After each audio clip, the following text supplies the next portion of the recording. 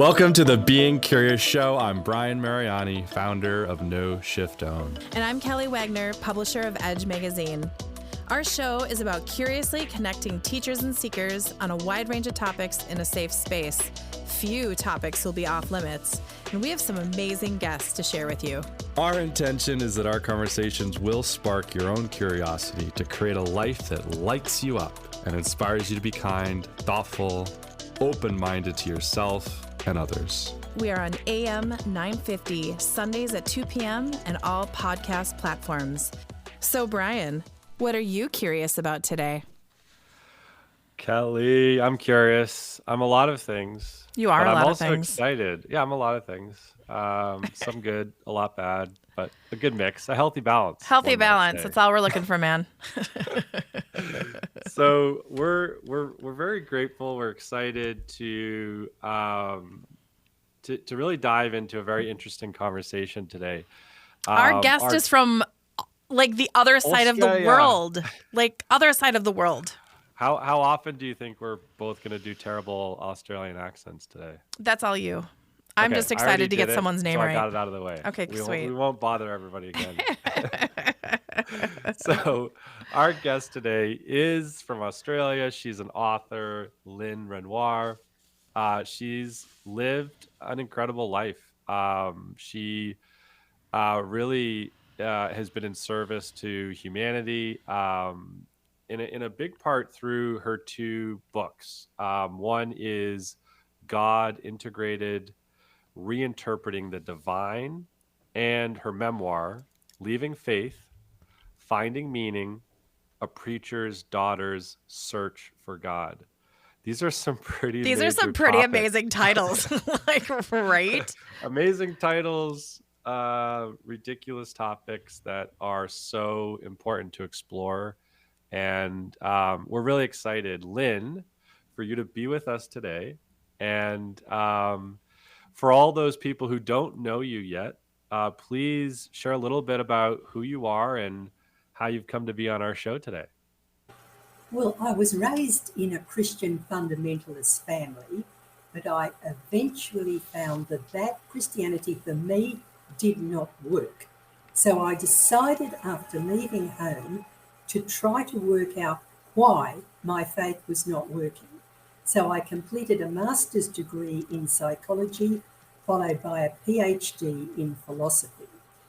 Then I discovered that whereas Christianity works for some people, it does not work for others. So I worked out that what makes a faith work is not the facts that you happen to believe about that faith, but what is happening at the deepest level of your being. And I'm arguing in the books that at the deepest level of our being, everything is one. So for our lives to be transformed, we have to connect to that inner oneness. That's brilliant. I mean, it's true. Beautiful. So you grew up in an ultra-conservative Christian home. Tell us about that. Well, my father was an evangelist, and he believed that God had dictated every word in the Bible, particularly the word of Solomon, that he must not spare the rod. So my father made himself a cane, and he beat me with this cane until I finally had the courage to leave home at the age of 23. 23 years of living. 23 years of being beaten with a rod. So, I mean, I could go in 50 million different directions on that one. But how do you stay? How do you live through that? How do you for 23, I mean, you didn't just like at 16 go, I'm out, I'm leaving. Okay, so again, this is when I start seeing pictures. What was the final straw? What was the final act and interaction between you and your father where you're like, I'm packing my bags and I'm leaving? Well, it was to do with my mother. My mother had said that I would be beaten until I was 21. Well, when my father beat me when I was 23, I said to my mother, you said the beatings would stop when I was 21. And she said, 21, that's just something that's recognised by the state. It has no validity in this home. Your father has the right to beat you as long as you're under his roof. So I thought, well, I better get out because otherwise I'll be beaten for the next 20 or 30 years. So Lynn, I'm curious if that felt not like it felt appropriate or good or normal, but was it your world? What was it? That's a good question. Was it what was natural to you? Or did you recognize even from a very young age that this was not how other kids were raised? It was not how you wanted to live in the world? Or did that come later? Oh, I thought the whole thing was outrageous. Okay, I knew that others, and I'm not laughing at you. I'm like, okay, thank you. Because some people get raised in cults and they literally think it's normal. It's all they know. So I was just curious if that was your upbringing. Oh, no. The problem was that my father saw himself as God's representative in the family.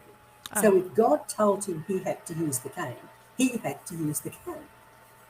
So what would trigger the use of the cane? Was this something that was a daily occurrence? Was it because you washed the dishes wrong? Was it because you went to bed wrong?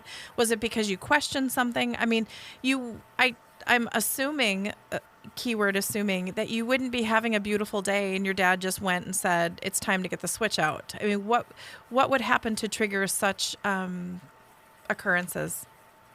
Well, the first beating happened when I was 4 and I had forgotten to put my toys away. So I was beaten for that. Then I had an accident and I broke some eggs and I was beaten for that. I was not allowed to question anything that my father did. I had to be perfect, in other words. He would not tolerate anything other than perfection.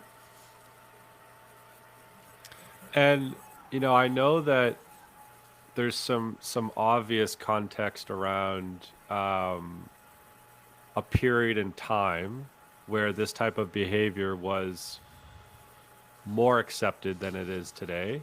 But I'm also aware that there's never, in my interpretation of history, there has been a common sense factor of beating or bullying isn't generally appropriate. And so I'm wondering if there was anyone in your world, a school teacher, a friend, a parent from another family who maybe had a conversation with you to say, hey, this isn't right. Can I help? Was there anyone who helped you ever? There was nobody that I could turn to. I was all alone. Okay. So I think... Go for it, Brian. I was just going to say there's an interesting... so there's another book that you wrote, and it is called, I believe, The Abuse of Men. And I wanted to ask you a question about this because you just shared this very, vulnerable history of yours about a man beating you. This book, my understanding, is actually a male's experience of a woman beating him. Is that right? Yes, well, it was actually my master's thesis and for my master's in psychology. And we had to write about a subject that we were familiar with. Now, at first I was going to research the abuse of women by men, but I found that a lot of literature had already covered that field. So I thought, I wonder, has anything been written on the abuse of men by women? And I found that there was virtually nothing that had been written about that. So that was when I decided to research the abuse of men by women. And I interviewed 48 men from Australia and New Zealand, and they told me about the horrific abuse they had experienced at the hands of their female partners. Is there any story that comes to mind that you'd like to share with our audience? Well, I looked at physical, psychological, and sexual abuse. Now, I had not realised up until that point that it was possible for a woman to sexually abuse a man. But there was one particular case where this man told me that his partner would demand sex at any hour of the day or night. And if he either couldn't or wouldn't comply with what she wanted, she would then go on the attack. She'd say, look, what are you, a man or a mouse? And it was just an unrelenting pressure that he just couldn't cope with. No, goodness. I thank you for exploring that topic and sharing that, because I think it is a discussion that's not had. I think what has happened since the Me Too movement, all the emphasis has been on the abuse of women by men. And the abuse of men by women has just been forgotten about. And it shouldn't be. No. No. So tell us about how you, just shifting gears a little bit, how did you come in contact with the spirit world? I think there's a good story behind this one, and I'm excited to learn it. Yes, well, it was when a set of keys disappeared, and I couldn't find any explanation for it, so I went to see a psychic, and he could not see what had happened to the keys, but he said there's a being on the other side who wants to talk to you. Now, this being turned out to be Edith Cavell, the English nurse, and she said to me, look, you own a pendant. When you get home, I want you to hold that pendant perfectly still. Ask me a question. If the answer is yes, it will swing horizontally. If the answer is no, it will swing vertically. Well, I'm a skeptic by disposition, and I thought, oh, this is never going to work. But when I got home, I got the pendant out and I closed all the doors and the windows so there'd be no breeze, and I held that pendant rigid. I asked it a question and I could not believe it when the thing actually moved, exactly the way Edith said. So from then on, I just communicated with spirits all my life. This was about 30 years ago, and I've been communicating with spirits for 30 years. Well, tell us more about that. That's fascinating. Well, your energy changed when you did that. You just went do do do do do do do do. Well, look, I asked them about everything. When I was doing my master's degree, they told me that they wanted me to do a PhD in philosophy. And I said to them, I've never even been to a philosophy lecture. They won't even accept me. They said, go ahead and apply. So I applied to all the universities in Sydney, but they would not accept me because they found out, or I told them, that I hadn't even been to a philosophy lecture. But then I contacted the professor in Tasmania, and he said, yes, I'm interested, because I told him why I thought a particular philosopher was wrong. And he said, I'm interested in what you're saying. Put your application in. So I put it in, I was accepted, and then I did a PhD in Tasmania. That's okay. So 30 years of connecting with the spirit world. Give us some great examples or stories that have just filled you up with this. And I get that this connection that you've had has helped smooth out the first 23 years of the Christian, I don't even want to just put a label on it, the household that you were raised in. Well, my degree in psychology helped me to understand how seriously psychologically damaged my father was. Oh.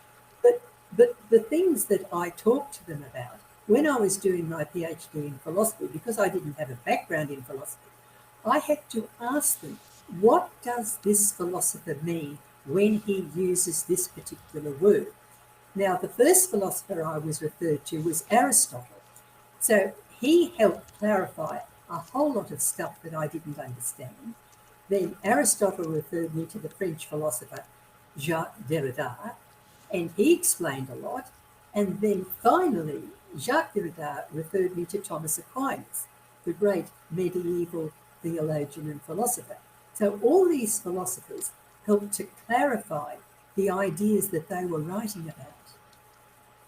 That's fantastic. I mean, you might as well just go to the source. I mean, if you can have lunch with Aristotle, why wouldn't you? Like, why wouldn't you? Why wouldn't you? Speaking of having lunch with people who are no longer here, I think it brings up a curious question of have you had any connection or reconnection of any kind with your dad? Um, yes, my dad is on the other side, and I did connect with him a couple of times, and I said, "How do you feel about the way you treated me?" And he said, "I am so ashamed of what I did." So that made it a lot easier for me to forgive him when I realised that he was ashamed of what he'd done. Well, it's almost like He he was brainwashed. Well, he was beaten by his own father. I was waiting for that. I was waiting for that. And my father was such a narcissist. I And was he waiting for saw that him- one too. He saw himself as being this most wonderful man. Oh, yes. So he said, "Well, I became this wonderful man because my father beat me. Now, if I beat my daughter, she'll become a wonderful woman." Would you say that if you took away the beatings, I understood you said he's a narcissist. Was he a good person outside of that? Oh, outside the home, he was an excellent preacher, and people thought he was the loveliest man. That's kind of what I thought. Yeah. Which fed his ego even more, of course. Oh, yes. Right? Yes. Well, almost That wanting to was what we drive. call a vicious cycle. Yeah. Of, Well, almost wanting to keep driving it and doing it more to you. Have you connected well, with he's your getting. mom? Oh, yeah. sorry, Brian. No, I was just saying he's getting validated by Yeah.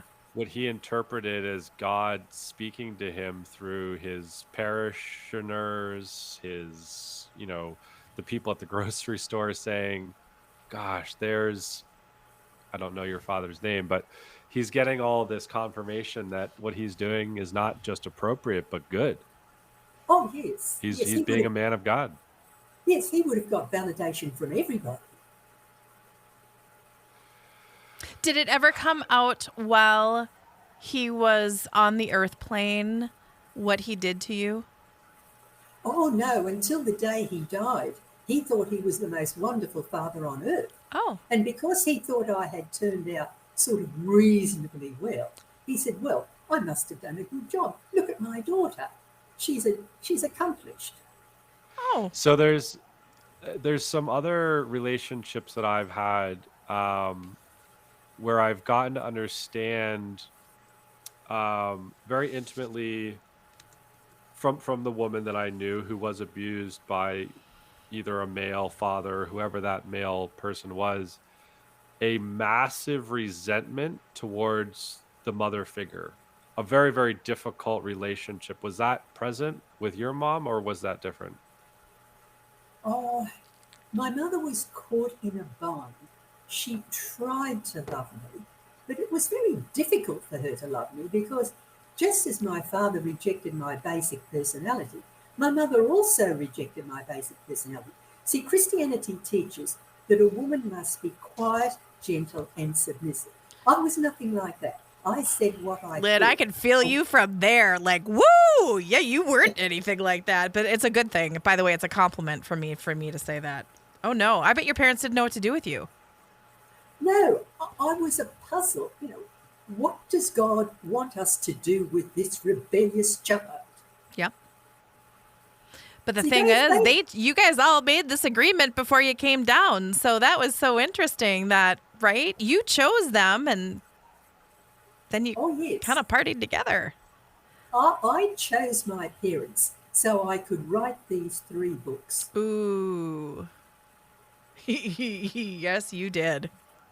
And the puzzle piece gets put in and it's complete. Oh my goodness. Lynn, I wish you were in Minnesota. We could talk more and hang out. Is there anything? This is hard when we do these 22-minute segments because the time goes by so quickly. Is there anything else you want to share? We have 2 minutes left. Is there anything else outside of go buy her book, you guys? It is her memoir, Leaving Faith and Finding Meaning, A Preacher's Daughter's Search for God. And can we get that on Amazon? We can That's get it on your right, yes. website. What's your website again, Lynn? LynneRenoir.com. That just sounds so lovely when you say your name. It's spelled how it sounds. It is LynneRenoir.com. LynneRenor.com. I sound very Midwestern when I said that, didn't I? Yeah, you You betcha. blurred the last couple letters. Because I was thinking it was French, so I was getting the Film noir. Film noir. noir. Renoir.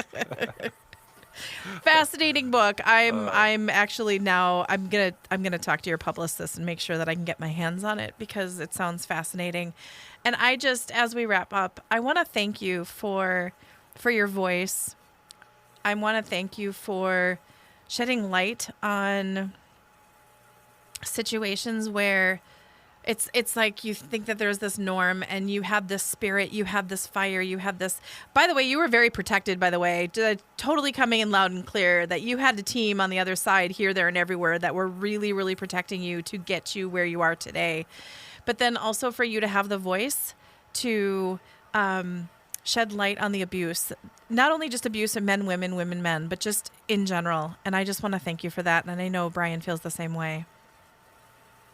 Thank you very much for inviting me, Kelly. I've really appreciated this. And thank you, Brian. Well, thank you from Minneapolis to Australia. You guys, Lynne Renoir. Yes, I did it! LynneRenoir.com. She's on Facebook, her website. Get her book if you're curious. Support her. She's amazing. On behalf of Brian and Kelly and Brian and Lynn today, thank you so much for being a part of our journey. Thank you for listening to our show and supporting us. We're just so incredibly blessed. Have an amazing one.